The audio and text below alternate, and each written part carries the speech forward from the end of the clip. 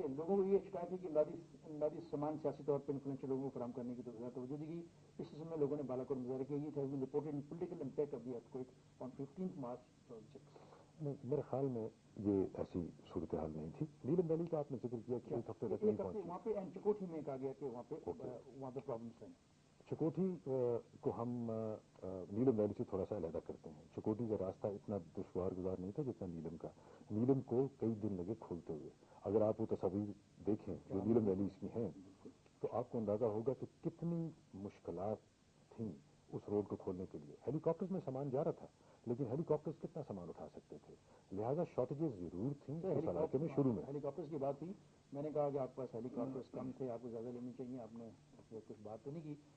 کل ٹوٹل شارٹیز ہمارے علم میں ہیں وہ ہیں 33,000 شارٹیز آف ہیلی کاپٹر. حقیقت ہے کہ 33,303 ہیلی کاپٹر. آپ یہ اندازہ کر رہے ہیں 33,000 شارٹیز 5 مہینوں میں جنریٹ ہوئی، ساری ریلیف کے سلسلے میں ہوئی. کتنا سامان ہم نے اٹھا کے ان دور افتادہ جگہوں پہ بھیجا ہوگا. 33,000 ون آف دا بگیسٹ. شکایات شروع کے دنوں میں ہیں. دیکھیے شروع میں پہلے 20 دن ہیں ایسا لگتا ہے کہ سب آدمی بس اپنی زندگی گزار رہے ہیں. جو ملبے کے تلے نیچے رہ گئے وہ ملبے کے تلے ہی رہ گئے. شروع میں جو اتنا بڑا حادثہ ہوتا ہے اور جس قسم کا دشوار گزار علاقہ ہے، شروع کے دن میں ضرور کنفیوژن ہوتا ہے.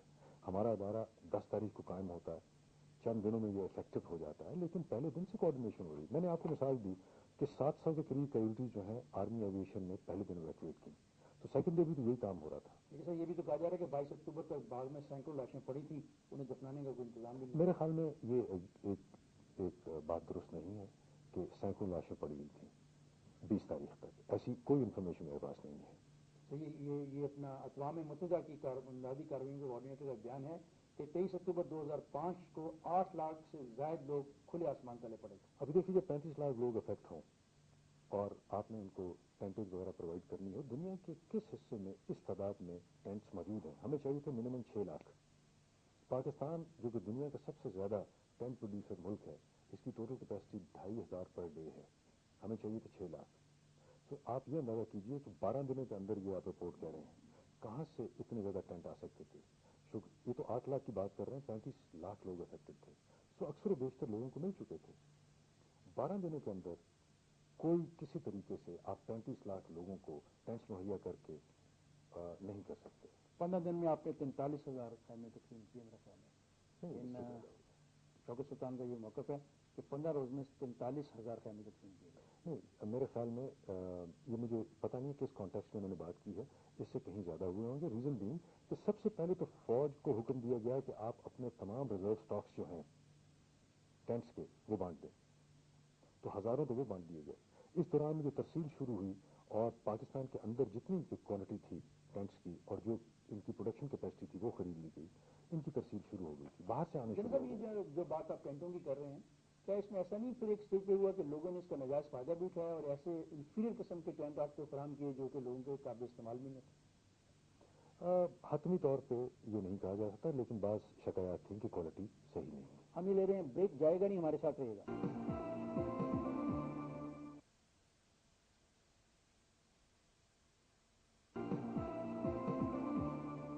Welcome back. صاحب ہم بات کر رہے تھے زلزلے کے 15 روز بعد BBC کی ایک رپورٹ میں یہ کہا گیا کہ آدھے ہیلی کاپٹر امداد کے بجائے VIP موومنٹ کے لیے استعمال ہو رہے ہیں. کیا یہ حقیقت؟ غلط ہے، کیونکہ جو VIP موومنٹ ہے اس کے لیے اسپیشل ایک اسکواڈن ہے. وہ اسکواڈن جب پرائم منسٹر صاحب کو لے کے کہیں نہیں جا رہا ہوتا تھا تو وہ میرے ڈسپوزل پہ تھا اور ہم اس کو ریلیف کے لیے استعمال کرتے. Sir chief of general staff Tariq Majeed کو یہ کیوں کہنا پڑا کہ لوٹ مار کرنے والوں کو نشان عبرت بنا دیں گے؟ یہ میرے علم میں اس کا نہیں ہے یہ رپورٹ ایسی کوئی. کیا یہ حقیقت ہے کہ کوہالہ سے مظفر آباد اور مانسیرا سے بالاکوٹ کے راستے میں گودام بن گئے تھے اور لوگوں نے سامان کو اب اپنے قبضے میں کرنا شروع کر دیا؟ دیکھیے اس میں ایک چیز کو ذہن میں رکھیے کہ تمام جو ریلیف تھی شروع کے دنوں میں وہ فیڈرل ریلیف کمیشن کے تھرو نہیں دی. جو جذبہ قوم میں دیکھنے میں آیا، لوگوں نے ہزاروں کی تعداد میں اس علاقوں میں پہنچ کے تقسیم کیا ریلیف آئٹمس کو. اگر ایسے کوئی سامان کے ڈھیر کسی کے ہاں لگ گئے ہوں تو ہم کہہ نہیں سکتے، لیکن جو ایک کمیشن کے تھرو فیڈرل ریلیف کمیشن کے تھرو جب ترسیل شروع ہوئی ایسی کوئی شکایات ہمیں نہیں. سر آپ کو کیوں موٹر وے کی پولیس کو بلانا پڑا ٹریفک کنٹرول کرنے کے لیے سارے علاقے میں؟ کیا وجوہات کہتی ہیں کہ آپ کو موٹر وے سے پولیس نکالنی پڑی اور یہاں پہ لانی پڑی؟ کیونکہ اتنا زیادہ رش تھا، ٹریفک جیمز ہو رہے تھے، قوم امڑ کے اس علاقے میں جا رہی تھی لوگوں کی امداد کرنے کے لیے. اس ساری صورتحال کو کنٹرول کرنے کی نہ صرف یہ کہ ہم نے موٹر وے پولیس لگائی بلکہ اپنی ملٹری پولیس کی یونٹس کو لگانا پڑا. ہم نے رینجرز کو امداد کے لیے بلایا, ان کو ڈپلوائے کیا, اور فرنٹیئر کانسٹیبلری کو ڈپلوائے کیا تاکہ یہ ساری جو روڈز ہیں ان کو کھلا رکھا جا سکے اور اس میں کوئی روڈ جیمز نہ ہو. سر فاروق صاحب, اقوام متحدہ کی اپیل کے باوجود برلن ایئر لفٹ جیسے انقلاب پر عمل کیوں نہ ہو سکا؟ دیکھیے, برلن ایئر لفٹ کو اس کے ساتھ کمپیئر نہ کریں. وہاں تمام اتحادی قوتیں جو تھیں وہ یکجا ہو کے برلن ایئر لفٹ کر رہی تھی. تمام ایئر فورسز جو تھیں ان کی اویلیبل تھیں, سینکڑوں ہزاروں. یہ تو بہت بڑا ثانیہ تھا. میں اس کے اوپر آ رہا ہوں. آپ یہ دیکھیے کہ کتنی زیادہ ہیلی کاپٹر سارٹیج جنریٹ ہوئی. یہ اقوام متحدہ کی یہ اپنی اسٹڈی ہے, 33,000. اور اگر آپ اس کو دنوں میں اور اس علاقے کے موسمی حالات کو ذہن میں رکھیں تو یہ بہت بڑی ایفرٹ تھی. اور یہ اقوام متحدہ کی اپنی رپورٹس کے مطابق دنیا کی جو ریلیف آپریشن ہے اس میں شاید یہ سب سے بڑا ہیلی کاپٹر آپریشن. جیسا ٹھیک ہے, لیکن یہ وہاں پہ ایک معاملہ زیر بحث آیا کہ ہمیں پاکستان میں ایسی ہی مدد کرنی چاہیے جیسے ہم نے برلن میں ایئر لفٹ کی تھی. یہ بات زیر بحث بھی آئی. میں یہ جاننا چاہتا ہوں کہ اس بحث پر عمل کیوں نہیں, اس کا یہ جو فیصلہ کیا گیا اس پر عمل کیوں نہیں کیا جا سکا؟ یو این فیصلہ نہیں کرتی, یو این سجیشن دیتی ہے. اس میں جو کردار دوسرے ہیں, دوسرے ممالک ہیں, انہوں نے اپنی اپنی جیب کو اور اپنے اپنے وسائل کو دیکھ کے کنٹریبیوٹ کرنا تھا. دوسرے ممالک کی آپ نے بات کی, کیا مجھے بتانا پسند کریں گے جو کمٹمنٹس کی تھی دوسرے ملکوں نے ایک سال گزر جانے کے بعد, کیا وہ کمٹمنٹس پوری ہوگی؟ 100% تو نہیں ہوئی. ایک پلان کے مطابق وہ کمٹمنٹس کو پورا کیا جاتا ہے اور میرے خیال میں وہ پلان کے مطابق کمٹمنٹس پوری کی جا رہی ہیں. کہاں پہ زیادہ ڈیفیکلٹیز کا احساس ہوا جب آپ مڈ میں پہنچے؟ آپ اکتوبر کے مڈ سے جا رہے ہیں اور نومبر میں جا رہے ہیں, تو آپ کو کام لگا کہ اب یہ جنرل فاروق نے سوچا ہو کہ گڑبڑ ہے معاملہ, پتہ نہیں کیا بنے گا؟ اکتوبر کے تیسرے ہفتے میں احساس یہ ہونے لگا کہ نومبر میں جو 5,000 سے اوپر کی ہائٹس پہ لوگ رہ رہے ہیں وہاں شدید سردی ہو جائے گی, تو مشکلات پیش آ جائیں گی جس کے لیے ٹینٹس جو ہیں وہ کافی نہیں ہوں گے. لہٰذا اکتوبر کا تیسرا ہفتہ ایسا تھا جس میں ہمیں ری اسیس کرنی پڑی سچویشن کہ اس قسم کی مشکل حالات میں ہم کیا کر سکتے ہیں. سرٹن اسٹیپس جو کہ پھر ہم نے لیے اور خدا کے فضل سے کامیاب رہے. کیا اسٹیپس تھے؟ اسٹیپ یہ تھے کہ ہم نے یہ سوچا کہ ٹینٹس میں بہرحال گزارا لوگوں کا نہیں ہو پائے گا جہاں پہ برفیں نومبر کے آخر تک شروع ہو جاتی ہیں.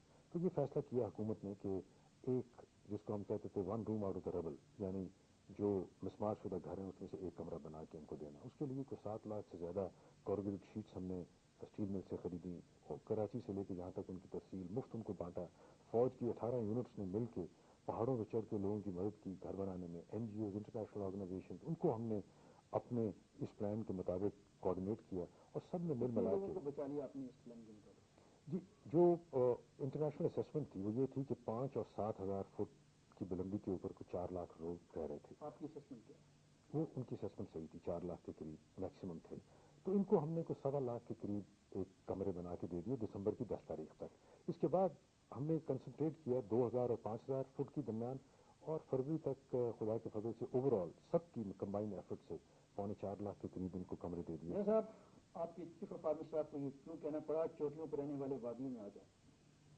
دیکھیے, یہ آپ پتہ نہیں پھر کس کانٹیکسٹ میں بات کر رہے ہیں. کانٹیکسٹ میں بات کر رہا ہوں, چوٹیوں پر رہنے والے وادیوں میں آ جائیں. 22 اکتوبر 2005 صدر مشرف. دیکھیے, یہ 22 اکتوبر کی بات ہے اور میں نے آپ کو ابھی بتایا کہ ہم 22 فروری ہم کلیئر ہو چکے تھے.